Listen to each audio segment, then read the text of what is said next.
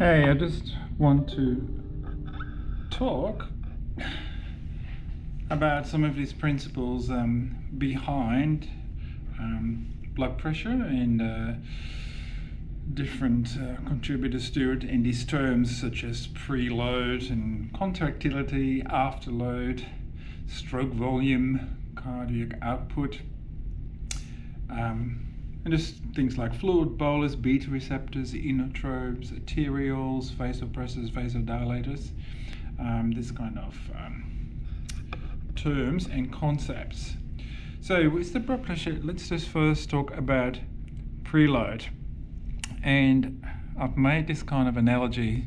Say you have a water tank at your home, big water tank which is connected usually to a pump, and then water can, for example, be used then to feed sprinklers in a garden irrigation system. So the water tank is really an analogy with your pool of venous blood.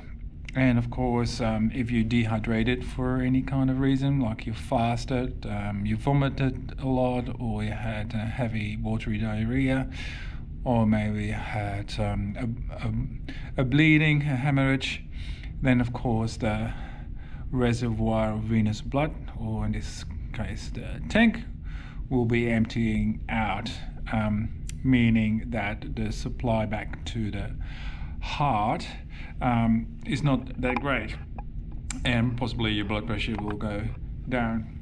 So preload is then related to how much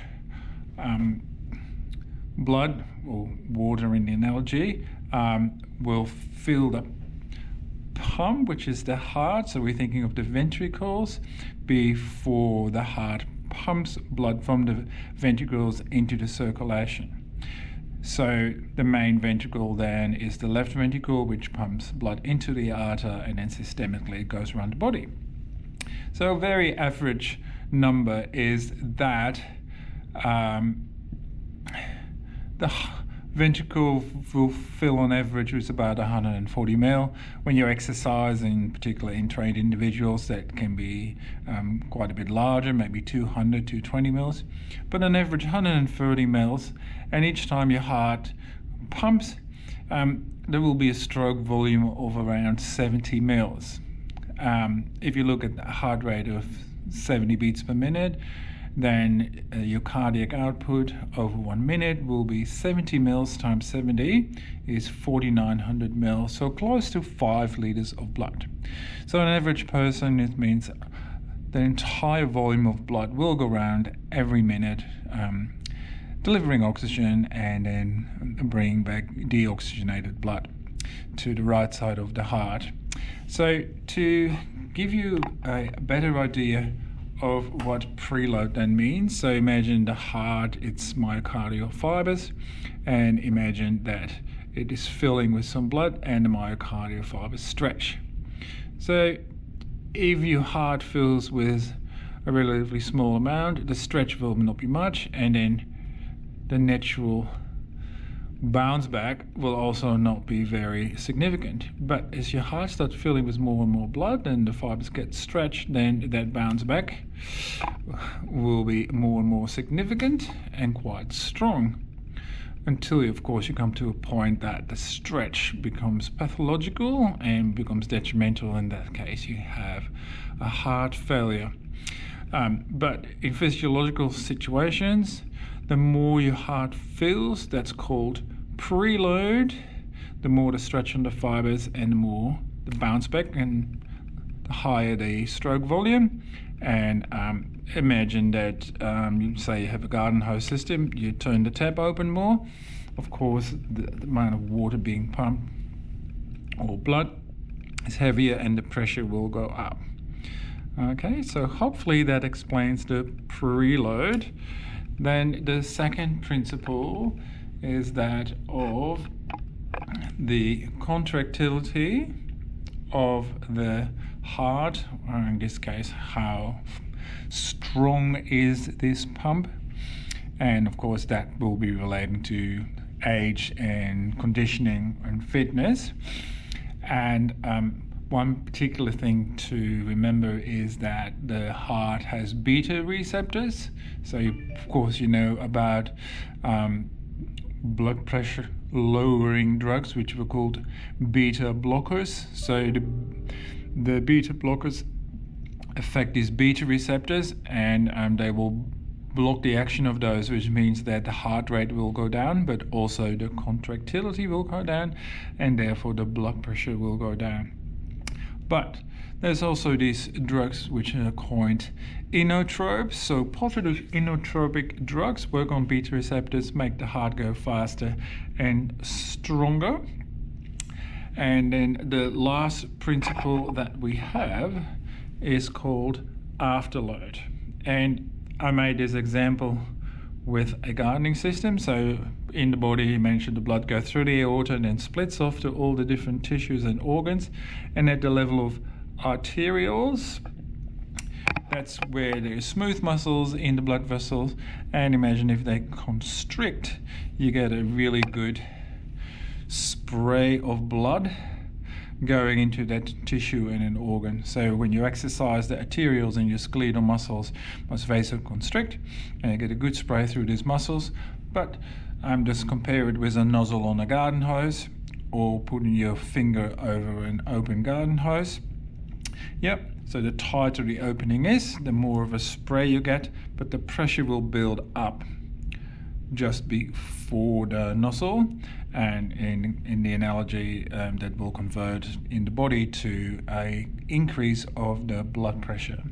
So if arterioles vasoconstrict, there's a better spray, but at the same time the blood pressure will go up. So a lot of the drugs in anesthesia are vasodilating drugs, and that means that these nozzles will relax up.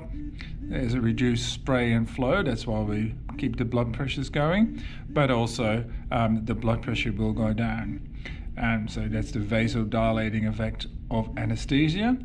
But particularly in ICU settings, and also in anesthesia and recovery to a degree, we have these vasopressors, and they work usually uniquely by causing vasoconstriction on the level of arterioles, and therefore will increase the blood pressure. So say we're dealing with a hypotensive patient, what we first usually do is give that patient a fluid bolus. We're filling up the tank, we're filling up the venous system that goes IV. Hopefully that will then lead to the ventricle filling up with more blood, which hopefully then converts in an increased stroke volume, and the blood pressure should start cranking up. And if this indeed happens, we call that the patient is fluid responsive. So fluid boluses are evaluated to see if that actually affects the blood pressure, and if it does, if the blood pressure goes up, then we say the patient is fluid responsive, and the stroke volume will increase.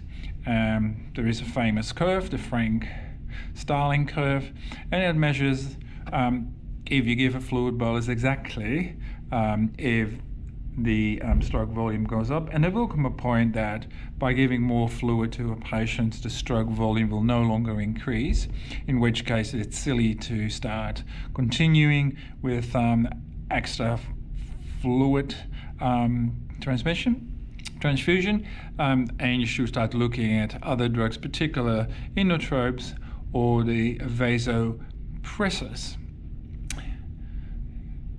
Hopefully this makes sense.